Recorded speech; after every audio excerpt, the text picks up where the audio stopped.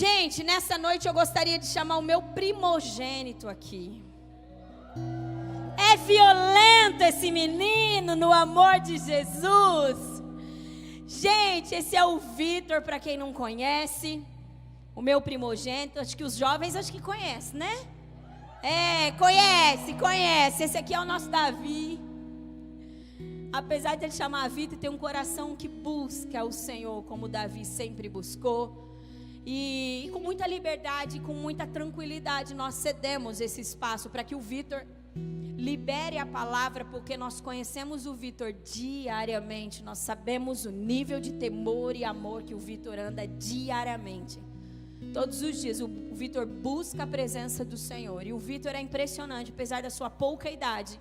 É muito impressionante o quanto de sabedoria existe no Vitor. Eu até comento quando nós temos algumas situações em casa, assim, às vezes é impressionante. Principalmente comigo. Às vezes eu estou com algum entendimento, alguma coisa, eu compartilho com ele. E é impressionante o quanto de sabedoria sai desse menino. Então eu louvo a Deus pela vida do Vitor.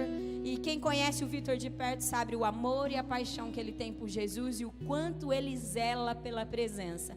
E nessa noite ele vai estar liberando uma palavra para nós direto do trono de Deus. Amém? Por isso abra o seu coração para receber essa boa e poderosa semente. Eu convido você a estender suas mãos para cá nesse momento, para que nós possamos abençoar o Vitor.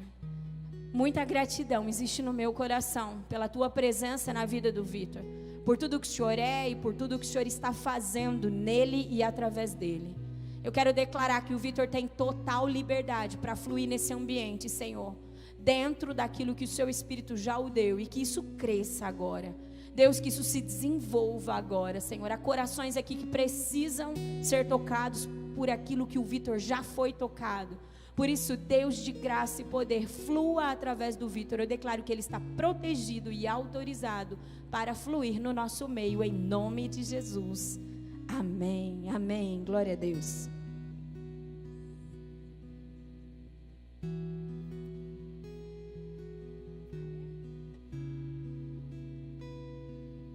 Amém. Boa noite, gente. Eu queria dizer que é uma honra muito grande poder estar aqui passando essa palavra para vocês. Eu vou falar um pouquinho sobre a valorização da presença de Jesus. E eu espero muito que o Espírito Santo, me conceda a graça.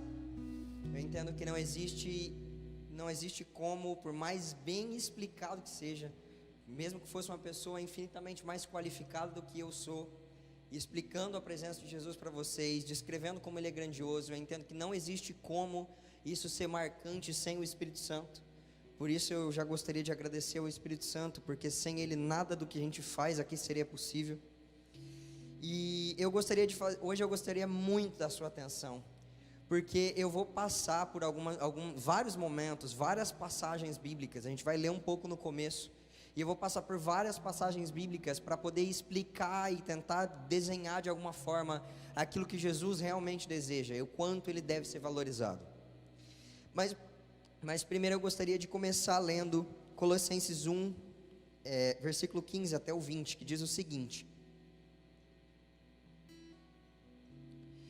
nessa carta Paulo começa a descrever, e aí ele falando sobre Jesus, diz assim: Ele é a imagem do Deus invisível, o primogênito de toda a criação, pois nele foram criadas todas as coisas no céu e na terra, as visíveis e as invisíveis, sejam tronos ou soberanias, poderes ou autoridades, todas as coisas foram criadas por ele e para ele. Ele é antes de todas as coisas e nele tudo subsiste. Ele é o cabeça do corpo que é a igreja, é o primogênito, é o princípio e o primogênito dentre os mortos, para que em tudo tenha a supremacia.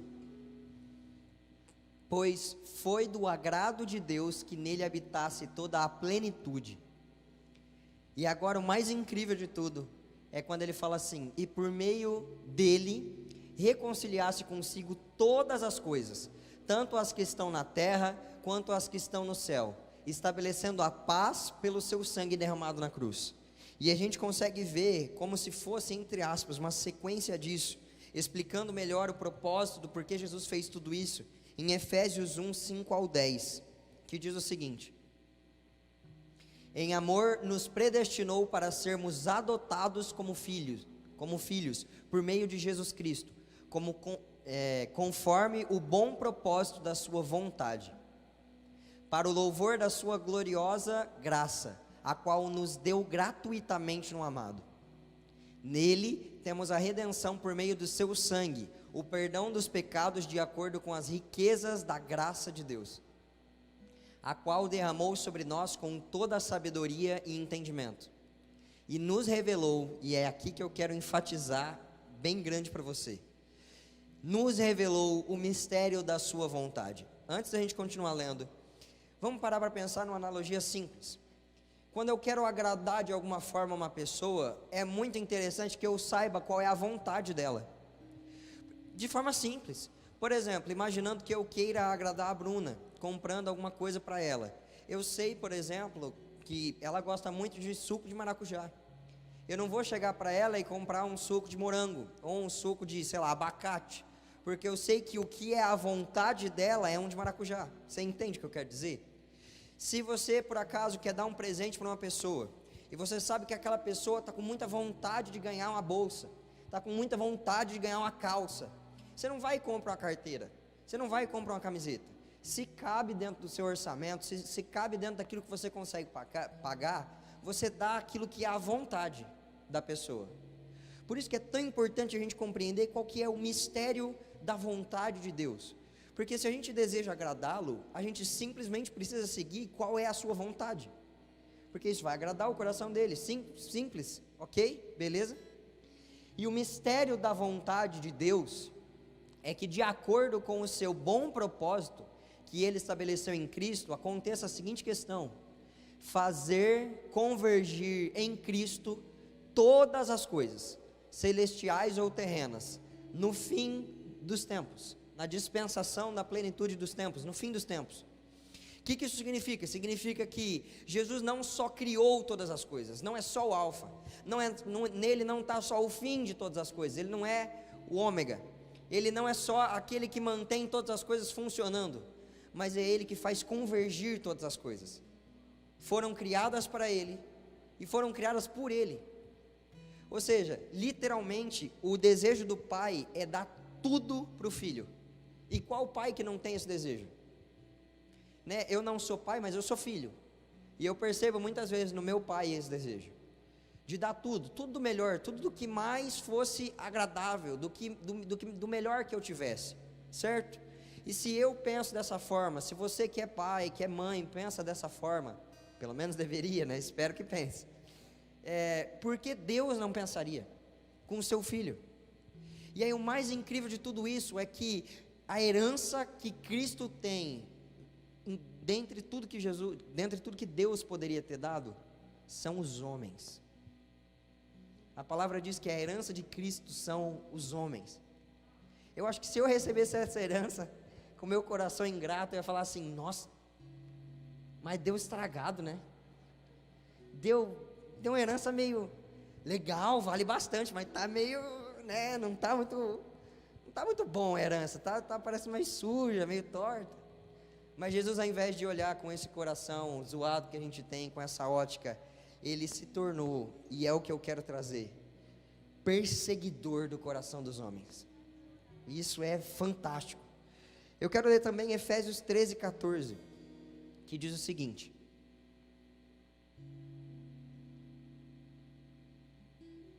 Efésios 1, 13 e 14. Acho que é isso. Nele, quando vocês ouviram e creram na palavra da verdade, o evangelho que os salvou, vocês foram selados com o Espírito Santo da promessa, que é a garantia da nossa herança até a redenção daqueles que pertencem a Deus, para o louvor da sua glória. Então, assim que Jesus nos resgatou, ele colocou em nós o Espírito Santo, que fez um selo, permitindo que a gente tivesse a nossa herança em Cristo e ele tivesse a sua herança em nós. Isso é fantástico, porque a palavra diz que Cristo em nós a esperança da glória, porque era impossível que a gente alcançasse o coração que eu vou relatar aqui, Sem o sacrifício de Cristo, que abriu o caminho para que o Espírito Santo entrasse e fizesse o que ele vai fazer, o que ele faz nos nossos corações. E para conseguir continuar discorrendo sobre isso, para conseguir continuar trazendo sobre isso, eu preciso voltar no começo. Porque se eu quero falar do fim, se eu quero falar da plenitude dos tempos, onde todas as coisas convergem em Cristo, eu preciso falar do começo. Porque para mim não existe nada mais novo do que aquilo que é desde o princípio. A gente vê Jesus criando a humanidade e aquilo que dava para ele prazer, e a gente vê Jesus no final retomando a humanidade, dando para ele prazer novamente. A gente vê, por exemplo, Jesus plantando um jardim e dando para os homens a árvore da vida, e a gente vê no final uma cidade que cresceu em volta da árvore da vida, e a árvore da vida no mesmo lugar. O fim e o começo não são coisas distintas, eles são um fechamento de um mesmo ciclo. É a nossa era se findando e a próxima começando. Então não existe nada mais novo do que aquilo que é desde o princípio. Isso é muito legal quando a gente começa a aplicar na nossa vida. Fica aí uma chave de graça para você. Você não precisa se tornar alguém novo, você precisa se tornar quem Jesus te fez para ser. O mais incrível de tudo é que Jesus já te criou como sua versão original. Só que quando o pecado começou a entrar na sua vida, começou a deturpar e fazer de você uma versão de você que não é o você original. O seu eu original foi criado para amar violentamente Jesus mais do que qualquer outra coisa. O seu eu original abomina o pecado e ama todas as coisas de Cristo. Tem profundo temor pela palavra. Quando Jesus começa a mexer na sua vida, Ele não está esculpindo um Vitor novo, ou uma Emily nova, um Mateus novo, não. Quando Jesus começa a trabalhar na sua vida, Ele está retirando aquilo que te entortou e tirou a sua originalidade. Fez você não ser mais a forma perfeita como Ele criou. Porque Jesus não cria nada para ser mais ou menos ou meio termo. Jesus cria as coisas perfeitas, como Ele te fez.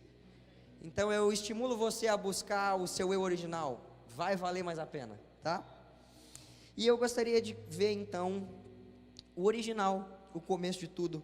Falar para vocês um pouquinho sobre o Éden. Éden é uma palavra que significa prazer. Quando a gente pega no dicionário, num Strong da vida, por exemplo, onde a gente consegue ver o original das palavras, Éden significa prazer. Então, Deus criou a terra, dentro da terra colocou um lugar onde Ele chamava, esse é o meu lugar de prazer, como quem circula algo importante, ou faz um marca-texto num lugar onde Ele realmente queria prestar atenção. Dentro desse lugar Ele planta um jardim, e dentro desse jardim Ele planta o homem. Então, no lugar de maior ápice de prazer de Deus, Ele planta um jardim onde habitava o homem. E é muito legal porque quando se planta algo no jardim, o que você espera que aconteça é que dê fruto, não é isso? Alguém, por favor, já chegou a plantar uma planta, sei lá, por exemplo, não dá para plantar um animal, né? Mas vocês entenderam o que eu quero dizer. Plantaram uma macieira, plantou, sei lá, uma bananeira, plantou um pé de tomate, e falou assim, não, eu espero que não dê fruto. Eu quero plantar, eu quero que fique seco. Alguém já fez isso, por favor? E aí Jesus, no caso, plantou o homem. Então, quando Ele plantou, por exemplo, uma macieira da maçã, e quando Ele planta um homem, dá o quê? Quando Jesus plantou um homem, Ele plantou um coração. Jesus plantou o homem no Éden, para que dali saísse um coração que agradasse ao Senhor, para que dali saísse um coração que enchesse Jesus de prazer. Na verdade, em Provérbios 8, a gente vê Jesus criando todas as coisas no final, e Ele fala, a humanidade me dava grande prazer. E aí o mais incrível de tudo isso é, por que eu falo sobre que Jesus realmente plantou um coração? Porque a gente vê depois em Hebreus, Paulo citando, que mesmo que o primeiro Adão tenha caído, o segundo Adão veio para restaurar o modelo. Então mesmo que o primeiro coração tenha sido deturpado e não tenha replicado um coração como o que Cristo gostaria, veio uma segunda redenção, mas a gente vai chegar lá. Depois que Adão caiu junto com Eva no pecado, foi corrompido o eu original deles, o coração verdadeiro e puro que Jesus desejava. O fruto ficou podre. O fruto que o homem deveria dar como oferta para Deus ficou podre. E a gente entrando nisso, a gente consegue acessar o que diz Daniel 8. Daniel 8, versículo 12, diz o seguinte. Eu quero explicar, na verdade, Daniel 8 antes, porque Daniel 8 é uma passagem profética. E se eu simplesmente jogar no meio aqui, pode ser que não cause compreensão. Então vamos lá. Daniel, obviamente, era um profeta, foi para a Babilônia. E um dos dias que ele estava na Babilônia, ele teve essa visão, onde ele viu um bode e um carneiro, um bode e um carneiro. E eles vieram correndo, sem tocar o chão, brigando um com o outro. E no bode surgiu 4 chifres, que simbolizam a autoridade, simbolizam reinados, tá? E desses 4 chifres que surgiram, eles foram quebrados, e surgiu um pequeno chifre, com olhos e boca, que falava com arrogância. Aí você pode estar pensando assim, legal, até agora na palavra eu estava entendendo, agora o que esse menino vai falar? Que chifre com boca, calma que vai chegar lá. Esse chifre representa uma autoridade, um governo, tá? Um modelo de governo, que quer ver por conta própria, quer falar por conta própria, e a palavra diz que esse chifre, ele falava com arrogância, com rebeldia. E aí a gente vê que, depois que tudo isso acontece, a gente chega em Daniel 8:12, que diz, por causa da rebelião, que a palavra original aqui, se a gente pegar é rebelião, rebeldia ou pecado, certo? Rebelião, rebeldia ou pecado. Por causa do pecado, o exército dos santos e o sacrifício diário foram dados ao chifre, e ele tinha êxito em tudo o que fazia, e a verdade foi lançada por terra. Então ouvi 2 anjos conversando. Um deles perguntou ao outro, quanto tempo durarão esses acontecimentos anunciados por essa visão? Até quando será suprimido o sacrifício diário, e a rebelião devastadora prevalecerá? Até quando o santuário e o exército ficarão entregues ao poder do chifre, e serão pisoteados? O que esses anjos compreenderam? O exército dos santos somos eu, é você. Somos nós. Vamos matar o português, né? Somos nós. O exército dos santos somos nós. O sacrifício diário é o que aconteceu no Éden. Porque todo dia, na viração do dia, o próprio Deus vinha se encontrar com um homem. Mas um dia ele chegou lá e o homem não estava. Todo dia, Deus vinha colher no seu jardim o fruto que mais lhe agradava. Um coração quebrantado e contrito, de Adão e Eva. Um coração que desejava o fruto que o homem deveria dar. Mas um dia, quando ele foi buscar o fruto, o coração tinha se perdido. O fruto tinha se perdido. O homem tinha caído, tinha esquecido de Deus, tinha se escondido por causa dos seus erros, das suas falhas, do medo da condenação, de todas essas coisas. E aí com isso a gente vê que os anjos ficam indignados. Até quando? O governo das trevas, do pecado, a rebelião devastadora, ou seja, o pecado devastador vai permanecer, suprimindo o exército dos filhos, matando o sacrifício diário, o fruto que deveria ser entregue com toda a reverência ao Senhor. Até quando? É isso que essa passagem quer transmitir. E aí é mais incrível ainda porque a gente vê, e eu quero muito que você acompanhe comigo agora, eu quero traçar uma linha do Éden a Jesus, contando a perseguição de Jesus por esse fruto, por um coração que realmente o agrade.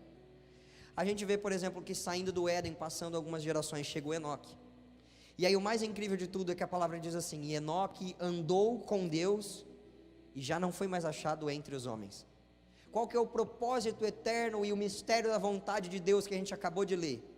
De fazer convergir todas as coisas no Cristo. E o primeiro cara dentre todos que andou com Deus com um coração coerente, foi tomado por Cristo, convergiu no Cristo como deveria ser. Entendeu? Isso é algo que na Bíblia a gente chama de doutrina da primeira menção. A primeira menção que a gente tem de um arrebatamento, de alguém saindo da terra sobrenaturalmente para ir para o céu, não foi um cara que era um grande profeta, não foi um cara que era um grande pastor, não foi um cara que tinha uma igreja de 50 mil membros, foi um cara que andou com Deus, e já não foi mais achado entre os homens.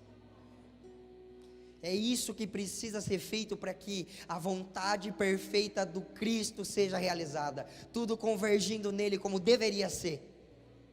Aí olha só que incrível, passado mais algum tempo, toda a terra tinha se pervertido. Então Jesus não tinha conseguido, vamos lá. A humanidade não tinha conseguido manter a qualidade do fruto, porque o coração da humanidade tinha se perdido completamente. Mas foi achado um homem justo e honesto. Esse homem era Noé. Então o que Deus faz? Deus lava a terra com um dilúvio, mata todos os homens com o coração impuro e planta na terra de novo um homem com o coração puro. Vou fazer de você nascer filhos e filhas com o coração que você tem, porque você é um homem honesto, que não se vende, um homem que reverencia a minha presença. Então ensina os seus filhos dessa forma, e nascerão de vocês o fruto que eu desejo colher. Mas a gente vê que passando mais algum tempo, a gente chega em Abraão, e não deu certo. Por que não deu certo? Simples, porque na época de Abraão, o pessoal estava erguendo uma torre chamada Babel, sendo mais rebelde, mais insurgente, mais insubmisso do que nunca foi. Não, porque a gente vai alcançar o céu sem Deus. Quê? Esse povo era doido. E aí, a rebeldia tinha tomado tão fortemente o coração da humanidade novamente, e Jesus passa os olhos sobre a terra, não para destruir, mas para encontrar de novo alguém que teria o coração puro e justo, como ele gostaria, para plantar de novo e ver se de novo nasceria o fruto que ele deseja colher na humanidade, os corações. E aí ele dá para Abraão, promete a Abraão um filho, e ele concede. E quando Abraão começa a flertar com a ideia de amar mais o filho do que a Deus, ele fala: dá o filho, faz um altar, leva Isaac e sacrifica. Aí Abraão, sem hesitar, sim, queria ver se fosse nós, queria ver se fosse a gente.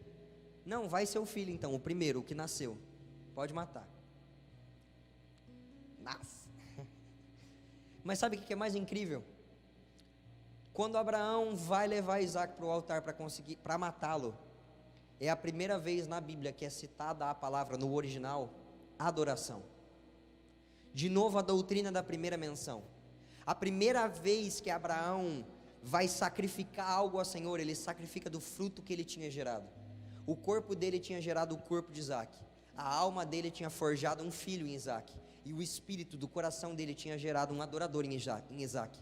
Alguém que ia manter um coração justo, honesto e bom. Então ele chega e fala assim: toma, Senhor, é seu, como oferta, o fruto que você veio buscar, toma meu filho.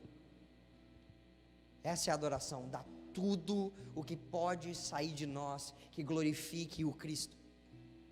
E aí a hora que ele entrega, Deus fala: não precisa matar, já entendi que teu coração é bom, provei o coração do menino, o menino é bom também, deixa rolar a próxima geração, faz nascer de vocês mais como vocês, faz nascer de vocês outros corações que tenham tanto zelo, tanto carinho, tanta reverência pela minha presença. E aí depois disso a gente vê que o povo se multiplicou e muito, virou milhões, e estavam cativos no Egito.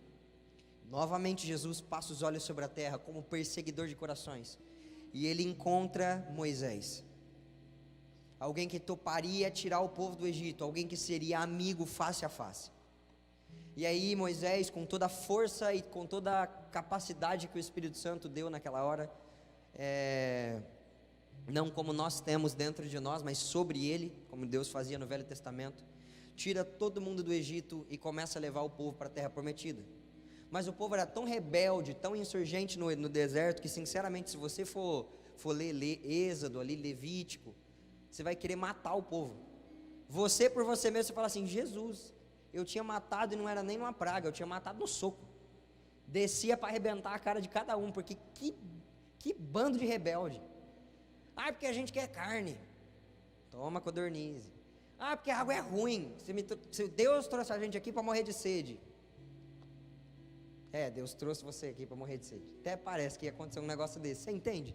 Era um coração corrompido, rebelde, um fruto podre, que não deveria estar assim, deveria ter sido purificado, deveria ter sido lavado para ser entregue para Jesus como adoração. Mas o mais legal é que não eram todos assim. Tinha Caleb no meio, tinha Josué no meio, tinha Moisés no meio, entendeu? Tinham pessoas que estavam dispostas a manter o fruto perene que Deus buscava, um coração que o deseja, que reverencia, que valoriza a presença dele. E aí passando um pouquinho disso, Moisés fez algo fantástico. Deus, através de Moisés, escreveu as leis.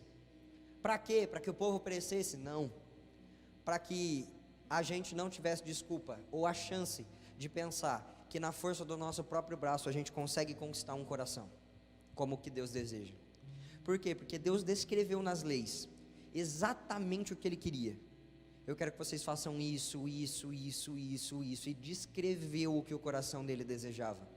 Mas a gente vai acompanhando a história bíblica e a gente vê que mesmo sabendo todas as vontades de Deus, os homens não conseguiram manter um coração que o agradasse. Porque não é na força do braço que se forja um coração adorador. É pela misericórdia e dependência do Espírito Santo. Se o Espírito Santo não forjar em nós um perene desejo, um desespero santo por quem é Deus, um temor que provém direto do trono do Altíssimo, não tem como a gente entregar para Ele um coração que seja agradável. Não tem como a gente valorizar a presença no nível que ela merece ser valorizada. Então, com isso, a gente consegue ver que Deus eliminou a possibilidade de você pensar que sozinho você vai conseguir agradá-lo, porque você não vai conseguir.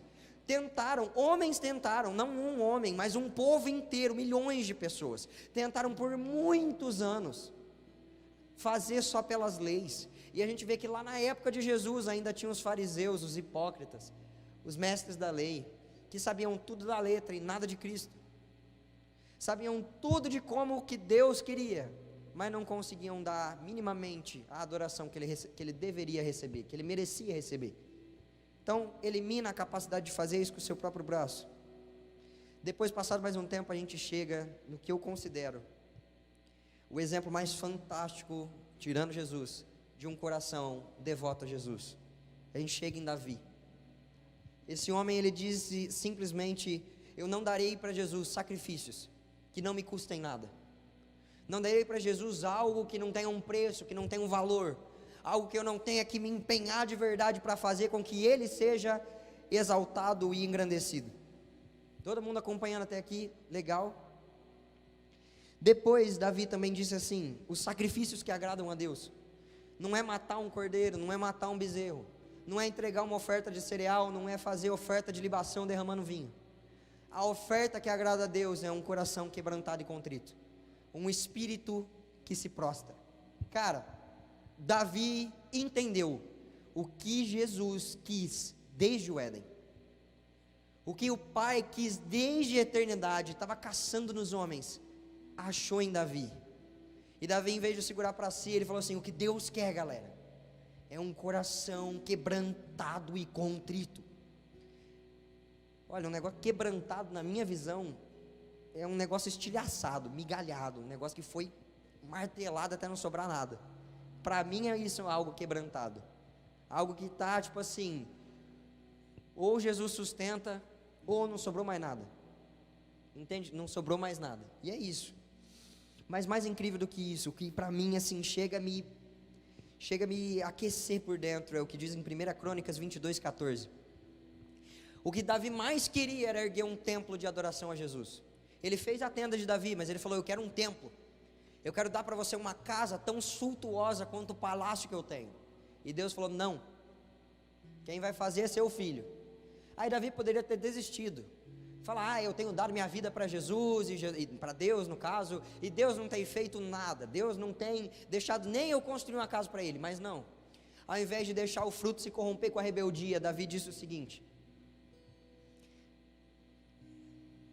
1 Crônicas 22:14, no final da sua vida, falando para Salomão, ele falou assim: com muito esforço, providenciei para o templo do Senhor 3.500 toneladas de ouro, 35.000 toneladas de prata, tanto bronze e ferro que nem dá para calcular, além de madeira e pedra. Cara, se o bronze e o ferro não dava para calcular, eu fico pensando, o que é que tinha de madeira e pedra, né?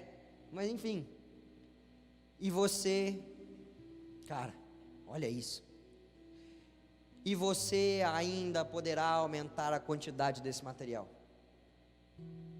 Como quem diz assim: eu passei a minha vida inteira valorizando a presença do Altíssimo, passei a minha vida inteira gastando o meu coração, as minhas forças, o meu empenho, para erguer um lugar no qual Deus fosse realmente valorizado, onde Ele realmente pudesse ser apreciado, valorizado e honrado como aquele que é coroado com muitas coroas.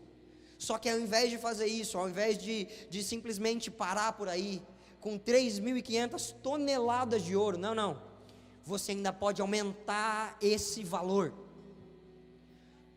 Como literalmente alguém que diz: olha, eu gastei a minha vida queimando por Jesus, mas me faz um favor, não pense que ele foi reverenciado o suficiente, não pense que a presença dele vai ser suficiente para ser comprada, ou caberia num templo com tão pouco ouro, com tão pouca riqueza.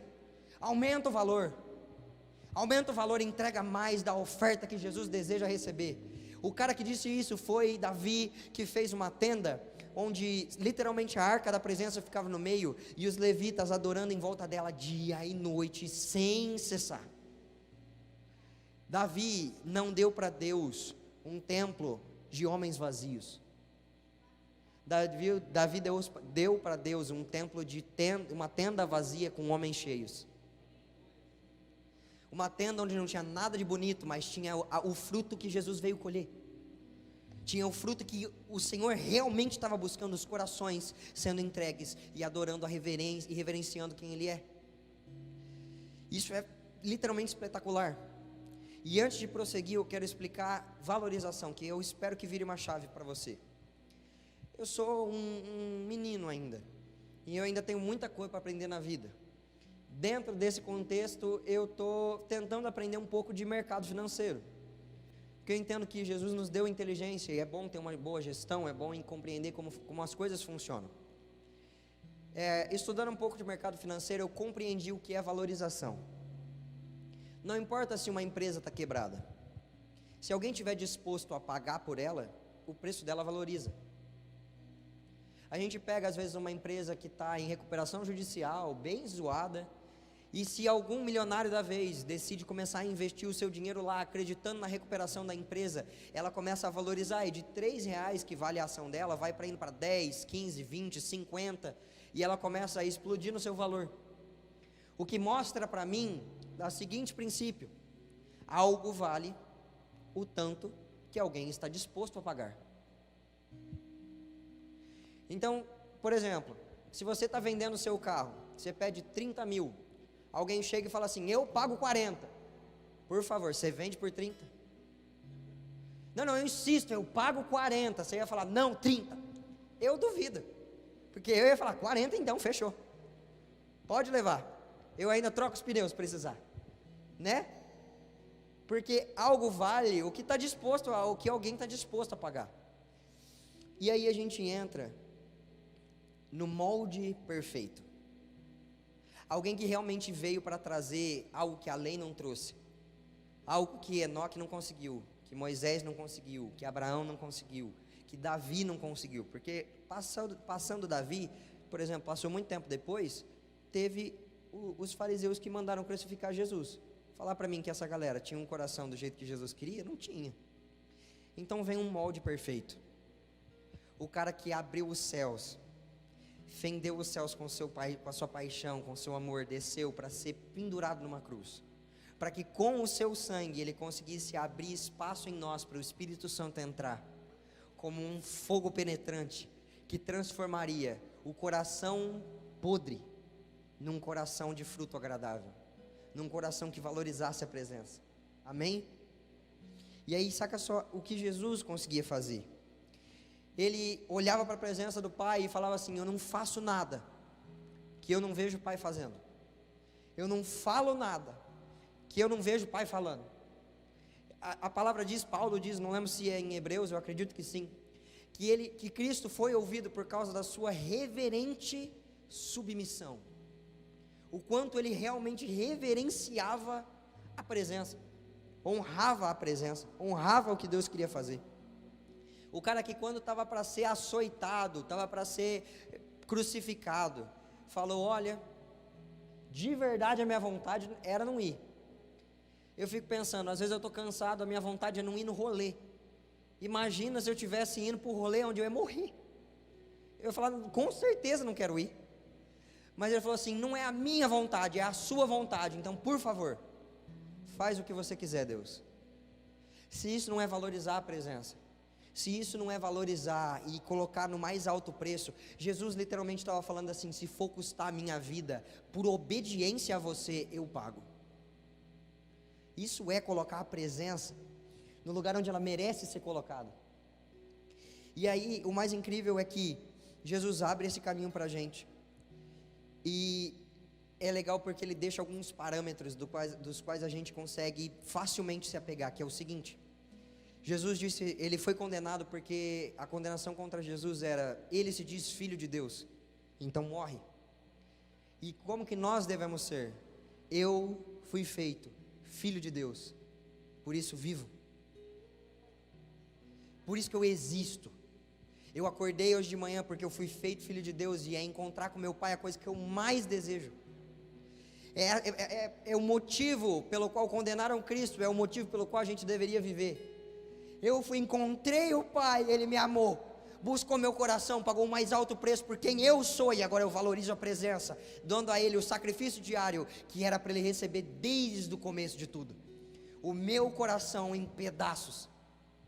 O mais incrível é que Jesus sempre valorizou essas pessoas. Davi é o nome mais citado na Bíblia, mais citado que Jesus.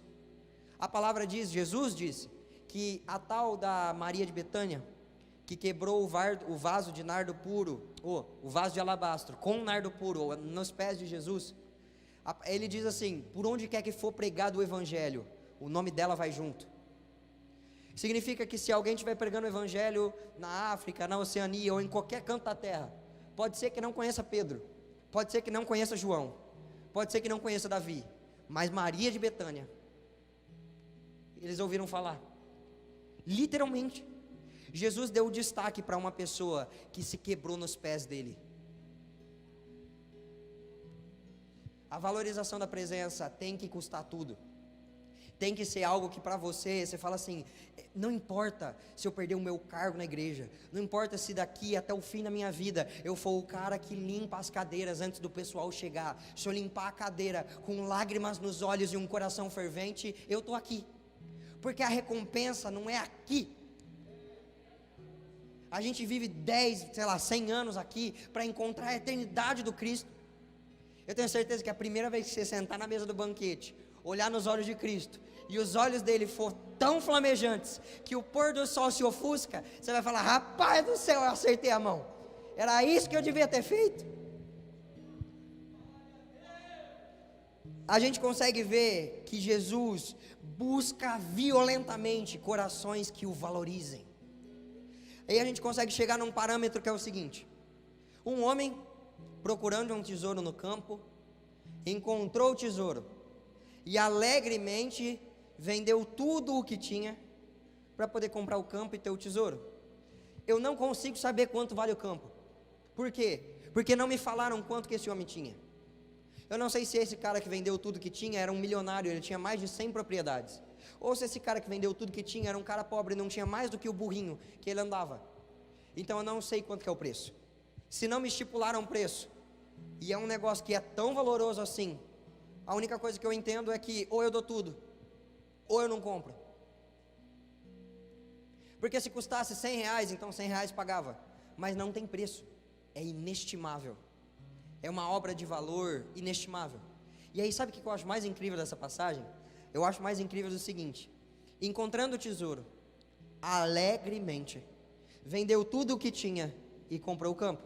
Então só existe uma chance de você não vender tudo alegremente, de você não fazer a sua entrega e devoção para o Senhor Jesus alegremente. Ou você não encontrou o tesouro, ou você não soube avaliar.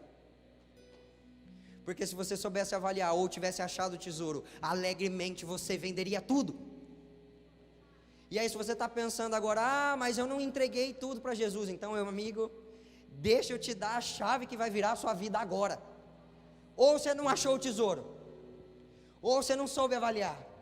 Porque a hora que você se encontrar com Jesus, não existe a mínima possibilidade de você não querer entregar tudo. Sabe por que eu sei disso? Porque Pedro, por exemplo, que encontrou Jesus, ele falou assim, historicamente, porque na Bíblia não relata: estou morrendo crucificado, mas eu faço questão de morrer de ponta cabeça, porque eu não sou digno de morrer como o meu Cristo morreu. Como que uma mesma coisa pode valer morrer de ponta cabeça e vir na igreja só de domingo. Não tem como algo ter esse preço tão divergente. Ou vale eu morrer de ponta cabeça, ou vale eu vir na igreja de domingo. C.S. Lewis, se eu não me engano, eu acho que é C.S. Lewis, tem uma frase mais ou menos assim: se o evangelho é verdade, então muda tudo, transforma todas as vidas, alcança todas as pessoas. É a coisa mais fantástica que já aconteceu. Se é mentira, então é mentira. A gente não precisa acreditar, a gente não precisa entender, só ignora. O que não pode ser é de médio valor.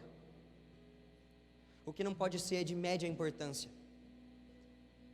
Não pode ser algo que não é nem verdade, não é nem mentira. Você entende? Porque se João topou ser jogado no óleo ardente e sair de lá sem ser queimado, não tem como você falar, para mim isso aqui, Jesus, vale no máximo ir na igreja, servindo voluntários. Não é só isso que vale. Você não achou o tesouro inteiro. Você deve ter trombado numa moeda, achou que era o tesouro completo, mas você nem sequer começou a cavar o buraco para achar o tesouro de verdade. Porque a hora que você começar a achar o tesouro de verdade, vai valer tudo. Mas a gente entra no ponto principal do porquê nós erramos, e eu prometo para você que eu estou terminando, que é Apocalipse 2, 4 e 5. Essa igreja, se eu não me engano, é uma carta de Jesus, através do apóstolo João, para a igreja de Éfeso, se eu não me engano, que diz o seguinte: contra você, porém, tenho isso, você abandonou o seu primeiro amor. Lembra-se de onde caiu. Vamos parar um momento. Se eu por acaso chegasse aqui e falasse assim: gente, o pastor Luiz caiu, o que todo mundo ia entender? Não foi que ele tropeçou na porta ali e caiu no chão, foi que ele caiu em pecado. Sim? Ficou claro isso? Se eu chegasse e falar: o Luiz caiu, você já ia falar assim: o que o Luiz armou? Não é? É assim que funciona. Aí você fala assim: Vitor, você está me dizendo que perder o primeiro amor é um pecado? Sim, porque a próxima fala diz assim: arrepende-se. Se não fosse pecado, por que eu deveria me arrepender? O pecado não é arrependam-se, então voltem a praticar as boas obras? Aqui Jesus disse: arrependam-se e pratique as obras que praticavam no princípio. Se não se arrepender, virei a você e tirarei o seu candelabro do lugar. Como quem diz assim: pode perder qualquer coisa, eu te chacoalho o tanto que for, mas perder o primeiro amor você não pode. Eu não deixo, não autorizo. Porque se você perder seu primeiro amor, você está carimbado para o inferno direto. Porque para pensar comigo, nós somos a noiva de Cristo. E dentro da minha fase de vida, hoje, eu sou noivo. Daqui 8 meses, eu vou me casar. Aleluia. Com aquela coisa maravilhosa ali, que é a minha noiva. E aí, qual que é a grande questão? Casamento é muito caro. É muito caro. Altas crises, altos problemas, altos jeitos de, meu Deus, né? Como é que eu vou arranjar esse dinheiro? O que eu vou fazer para arranjar essa grana? Só que não adianta nada eu preparar a festa toda, eu pagar o preço que for necessário, e a hora que eu chegar para falar com ela, perguntarem para mim assim: Vitor, você a ama? E eu falar: não.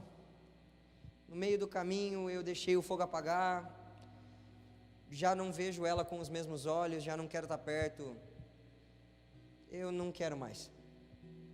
Para que valeu a pena? Aonde que esse casamento ia dar? De que adiantou correr e morrer na praia? De que adianta você vir de domingo, chegar nos pés do Cordeiro e não ser achado apaixonado? Se a sua vontade não é estar com Jesus todos os dias, então alguma coisa foi corrompida, porque seu eu original, amigo, com certeza quer. Eu tenho nossa, não sei explicar, é tipo um clamor ardente de Maranata, porque eu já cansei de ver Jesus em sombra, cansei de ver a silhueta de Jesus, de ver o olho de fogo, que assim, não vejo a hora dele entrar por aquela porta ali, e a hora que ele atravessar a porta de ferro, eu estar no chão chorando desesperado, porque entrou o rei da minha vida ali. Eu não vejo a hora de Jesus fender o céu e pingar uma gota da presença dele, todo mundo desse lugar cair no chão e falar: glorioso é o Rei dos Reis. Eu não vejo a hora de ver a igreja falando assim: nós te coroamos com muitas coroas. raiz de Jessé, aquele que é o primogênito, aquele que é o soberano. Eu não vejo a hora disso acontecer. Chega de sombra. E eu quero isso porque eu gosto de estar com Jesus. Se te ofende, sinto muito, mas eu gosto de estar com Jesus. Eu acho legal. E não é todo dia que eu quero orar, mas quando eu vou, eu não quero sair. Entrar normalmente é difícil, mas sair do quarto é pior. Porque é o único momento que eu me sinto vivo de verdade. Isso aqui é uma piada. Isso aqui é a humanidade, tá? Não a igreja, pelo amor de Deus. A humanidade, essa terra aqui, isso aqui não faz sentido nenhum. A gente corre atrás de nada. Salomão já tinha falado isso. Mas quando eu acho Jesus, cara, tem algo que eu aprendi no Rede que é muito legal. Qual que é a uma coisa que quando você faz, todas as outras se tornam desnecessárias? Minha uma coisa que quando eu faço, todas as outras se tornam desnecessárias, é ajoelhar aos pés do Cordeiro e começar a exaltar o nome dele, até que o nome dele transpasse o meu ser. Aí todas as outras coisas se tornam desnecessárias. Tudo que eu existo, qualquer coisa, fica fútil diante da grandeza de Jesus. E a gente entra, para fechar, prometo para você, Lucas 14, do 16 ao 21.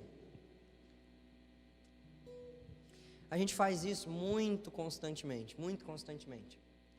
Jesus respondeu: certo homem estava preparando um grande banquete e convidou muitas pessoas. Esse banquete era um banquete de casamento, dentro do entendimento que a gente tem. E ele convidou muitas pessoas e aconteceu o seguinte. Calma aí que agora eu me perdi. Na hora de começar o banquete, no caso, enviou seus servos para dizer aos que haviam sido convidados: venham, pois tudo está pronto. Mas eles começaram um a apresentar desculpas. O primeiro disse: acabei de comprar uma propriedade, preciso ir vê-la, por favor me desculpe. Por favor, alguém me diz, comprar uma casa é pecado? Não? Certeza? Ainda bem, senão muitos de nós aqui estavam ferrados, né? Tinha pecado e nem sabia. O pessoal que aluga a casa ia estar bem também, né? Porque não ia poder comprar, ia ter que alugar para não pecar, então estava valendo a pena. Mas aí, no caso, comprar uma casa não é pecado, fica tranquilo. Mas que valorizar algo, terreno, acima do que Jesus é, acima do convite para o banquete, esse é pecado. Trocar o coração de Jesus por isso é pecado. Outro disse: acabei de comprar 5 juntas de bois e estou indo experimentá-las, por favor me desculpe. Investir na sua empresa, no seu trabalho, é pecado? Não. Amar mais o seu trabalho ou mais o dinheiro do que Jesus é pecado. Amar mais a sua realização profissional e a herança que você vai deixar aqui do que a herança que você tem direito lá, nos céus, é pecado. É pecado porque é deixar o primeiro amor. Você amou mais alguma outra coisa do que Jesus. Próximo, por favor. O que mais me constrange agora. Ainda outro disse: acabo de me casar, por isso não posso ir. Esse nem pediu desculpa, porque se casou com outro Deus. O que é que tem tirado do seu coração? Com quem que você se casou, que fez com que você perdesse o primeiro amor? Com quem que você se casou? Com que outra coisa que tirou os teus olhos do amado? Que outra coisa perverteu o seu coração a ponto de você achar que Jesus já não te amava tanto, que já não merecia mais todo o sacrifício do seu ser? O que aconteceu? Como que você, noiva de Cristo, pode ter se casado com alguma outra coisa? Não faz sentido. Esse aqui nem pede desculpa, a cara de pau. É a rebeldia literalmente instalada, o coração que Jesus não quer. Às vezes a gente se deixa uma ofensa, um medo, um desejo de cargo, um desejo de dinheiro, um sonho, roubar o nosso coração de Jesus. Mas Jesus diz que conhece o coração que tem sobre nós, desejo que tem sobre nós de causar o bem, de fazer o bem, de fazer com que a gente alcance os planos que Ele deseja. Você acha mesmo que Jesus que te forjou a mão não sabe o que te causa alegria e prazer? E não tem por algum motivo desejo de te fazer feliz? Entende o que eu quero dizer? Não existe nada que vale mais que a presença. Um cara morreu de ponta cabeça. Eu nunca ouvi falar isso. Você já ouviu falar assim, não, para ganhar um emprego alguém morreu de ponta cabeça. Ah, para comprar tal carro, qual foi o pagamento? Morreu de ponta cabeça. Ninguém faz isso, por nada. Significa que tem um preço muito elevado. E eu gostaria muito que você se colocasse de pé. E gostaria de chamar os músicos também. E eu gostaria muito que você começasse a analisar o preço que você tem pago por Jesus. Eu queria dizer que o preço não é vir mais cedo na igreja todo domingo, não é obrigatoriamente ter que entrar num ministério, não é sobre isso que eu estou falando. Jesus não deseja sacrifícios por esforço, não é com a força do braço, lembra que eu falei? É o sacrifício diário que foi suprimido, é o seu coração sendo esmiuçado diante da presença de Jesus, é as suas lágrimas quentes e grossas escorrendo pelo rosto, porque você se apaixonou pelo Filho de Deus. É isso que tem que acontecer. Você tem que entrar nesse momento em profunda paixão pelo Nazareno. Eu me apaixonei por um homem. Ele era carpinteiro, andava na Judéia, na Galileia. Os pés eram sujos de pó, porque ele andava com a galera. Mas ele amava as viúvas, ele beijava os pobres, ele curava os cegos, ele erguia o aleijado. E ele olhou para mim e falou assim: você, pobre, cego, nu, eu tenho comida para você, eu tenho bebida para você, eu curo os seus olhos, eu saro o seu coração, seu trauma, eu arranco com a minha mão. Mas sabe o que eu desejo de você de volta? Eu quero você. Como pagamento para mim, eu quero você. Não o seu talento, não o seu dinheiro, não o que você acha que pode me dar. Eu quero você como você é, sujo, imperfeito, mas eu quero tua carícia, os teus abraços, os teus sorrisos, os teus sonhos, os teus pensamentos. Eu quero o seu tempo, eu quero você. Eu não estou casando com a Bruna porque ela é dentista, porque ela tem uma família legal. Eu estou casando porque eu gosto dela. É ela que eu quero. Jesus te fez noiva porque é você que Ele quer.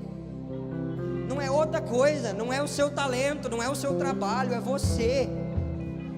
E eu gostaria muito de fazer uma oração agora, e eu espero que você dê para Jesus mais do que você nunca deu. Espírito Santo, eu te agradeço por quem você é.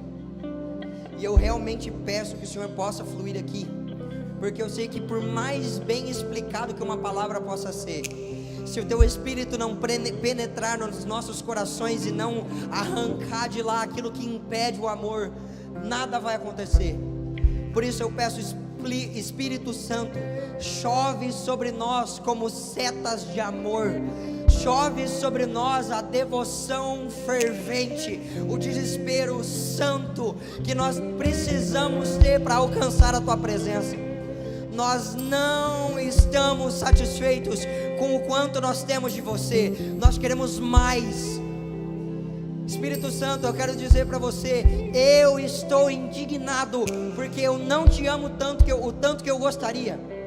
Eu estou indignado, porque eu não pago o preço do jeito que eu deveria pagar. Eu estou indignado porque eu já negociei com coisas que eu não deveria negociar.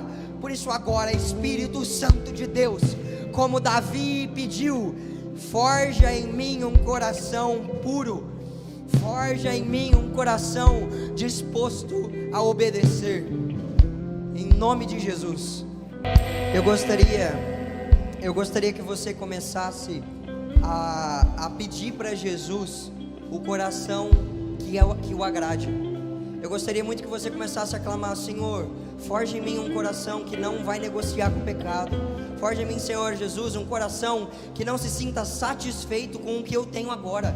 Um coração que realmente não queira mais vir só de domingo, não queira mais ler a Bíblia só de vez em quando. Me dá profundo amor pela tua presença, profundo amor pela tua palavra. Me causa, Jesus, um incômodo constante e um desejo profundo por mais de você. Pede para Jesus assim: Senhor Jesus, eu quero ser os teus braços na terra.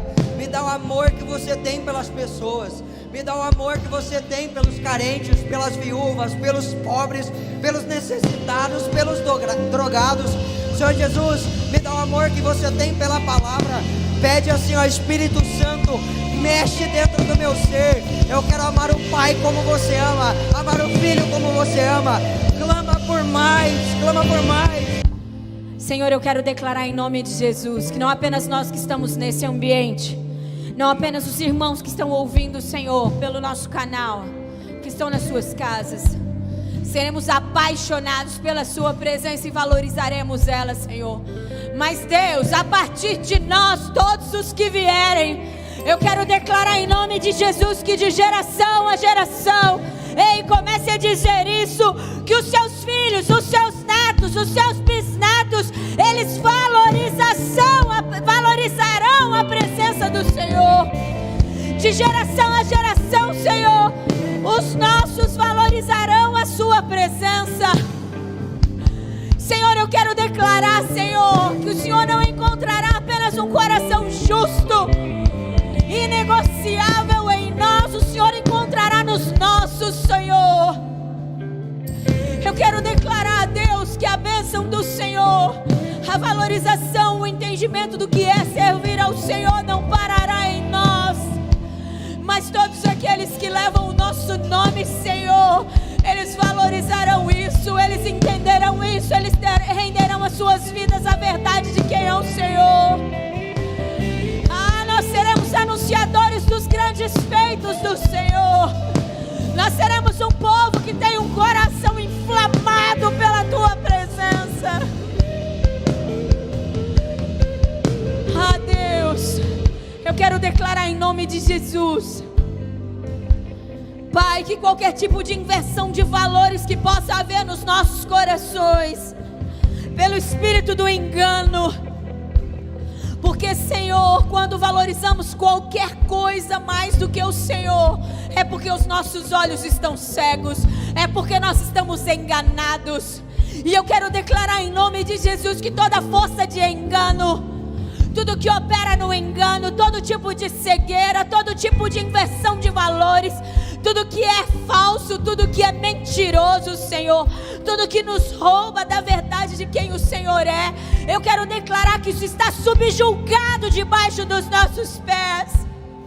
Eu quero declarar que a bagunça do pecado, Senhor, desde Adão, que a bagunça, Senhor, que fez com que nós não valorizássemos o Senhor como primeiro, eu quero declarar que isso está caindo por terra, em nome de Jesus, e a começar por nós, todos darão as suas vidas em prol do seu reino, para ter a sua presença, Senhor. Que verdadeiramente nós possamos ser embaixadores do seu reino, os portadores da sua presença. E por sermos aqueles que portam a sua presença, onde nós chegarmos, corações serão incendiados pelo Senhor. Mais pessoas serão incendiadas pela verdade de quem é o Senhor. Mais pessoas estarão maravilhadas pelo poder que existe em ti, ao ver o Senhor em nós. Você pode declarar isso, Senhor? Eu quero declarar que eu quero ser, Deus, um incendiador de corações. Alguém que valoriza tanto a tua presença, que carrega tanto a tua presença.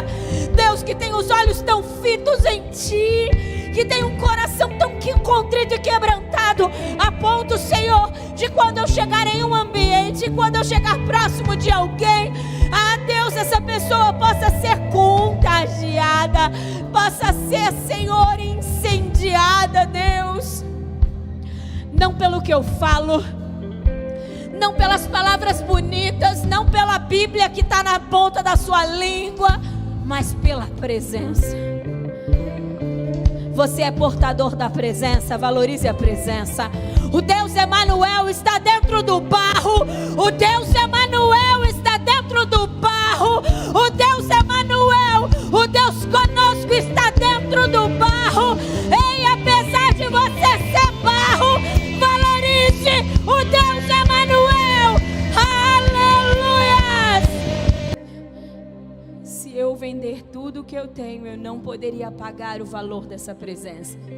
Se eu entregar os meus filhos, se eu entregar tudo que eu possuo nessa terra, nada disso chegaria aos pés do valor da presença.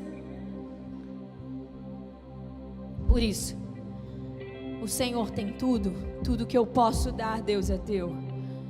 Será que tudo que você possui, que Deus, o próprio Deus te deu, você pode entregar para Ele?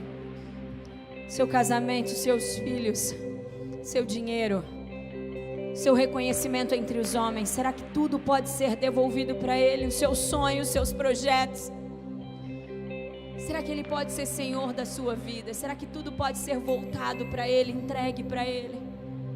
Ah, Jesus, o Senhor tem tudo. O Senhor tem tudo. Tudo que o Senhor já me deu é teu, e tudo que o Senhor ainda vai me dar é tudo teu. Seja feita sempre a sua vontade, porque és Rei, porque és soberano, porque és Senhor. Nós chamamos, Senhor. Você pode dizer: eu te amo, Senhor. Eu te desejo, Senhor. Eu te desejo. Espírito Santo, nós reconhecemos que nada disso é possível ser vivido sem o Senhor. Ajuda-nos a percorrer esse caminho em Jesus para alcançar o seu coração. Ajuda-nos. Conta-nos segredos dos céus para que possamos estar mais perto do coração de Jesus. Espírito, o Senhor pode nos conduzir mais perto a Jesus. Por isso eu oro nesse momento para que haja visitações, Deus. Visitações aos filhos. Deus, eu sei que o Senhor sabe quais são os corações que perseguem o Senhor, mesmo que se perca em meio ao caminho. Existem corações que não desistam de procurar, não desistem de procurar. Então, Deus, eu oro para que o Senhor visite, para que o Senhor traga clareza, para que o Senhor traga chaves. Eu oro por uma entrega de chaves a corações sedentos pela Tua presença. Eu oro por uma entrega de chaves a coração que valorizam a Sua presença. Que possamos ser visitados pelo Senhor a todo tempo. Mesmo que dormindo. Que possamos encontrar ao Senhor e possamos ter entendimento do que é a Sua presença. Ajuda-nos a crescer em quem o Senhor é, Senhor. Se você tem desejo de crescer no conhecimento da presença, se você tem desejo de crescer na valorização da presença, sempre peça ao Espírito do Senhor para que Ele te ajude nisso. Eu quero te dizer que você não está sozinho na busca pelo Senhor. O Espírito do Senhor está com você. Ele é o seu auxiliador.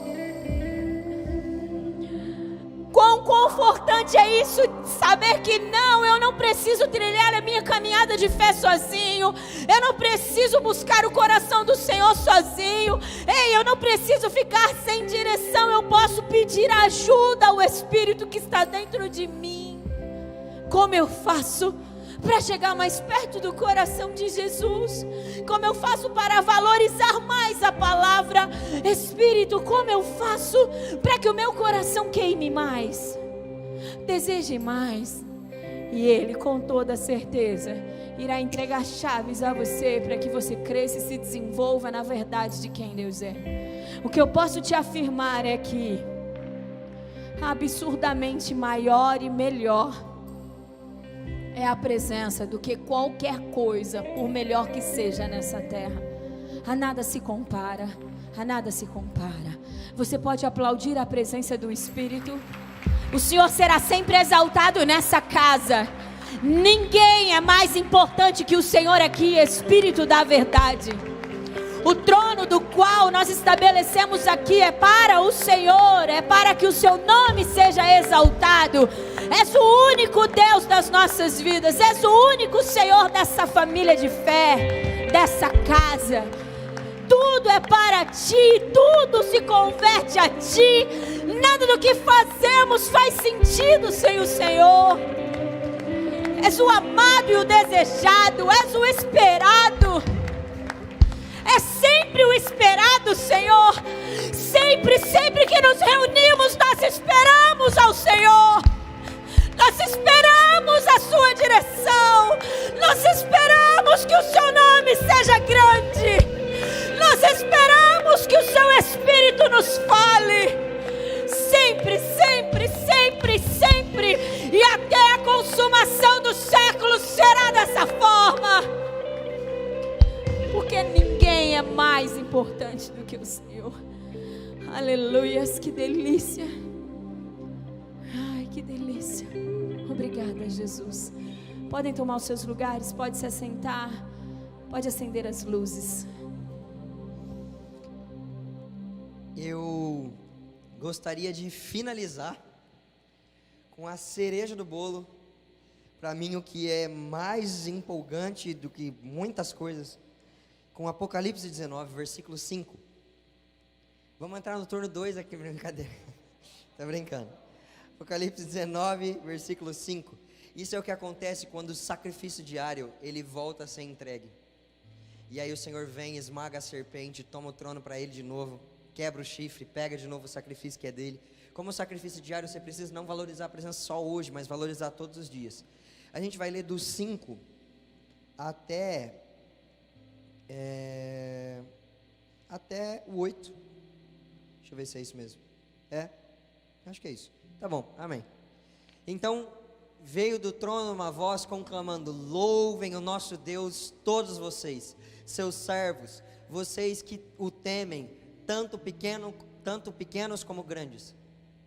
Então ouvi algo semelhante ao som de uma grande multidão, como um estrondo de muitas águas e fortes trovões que bradava: aleluia! Pois reina o Senhor, o nosso Deus Todo-Poderoso. Regozijemo-nos, vamos nos alegrar e dar-lhe glória, pois chegou a hora do casamento do Cordeiro, e a sua noiva já se aprontou. Foi-lhe dado para vestir linho fino, brilhante e puro. O linho fino são os atos de justiça dos justos, o coração dos justos, que promoveram os atos de justiça.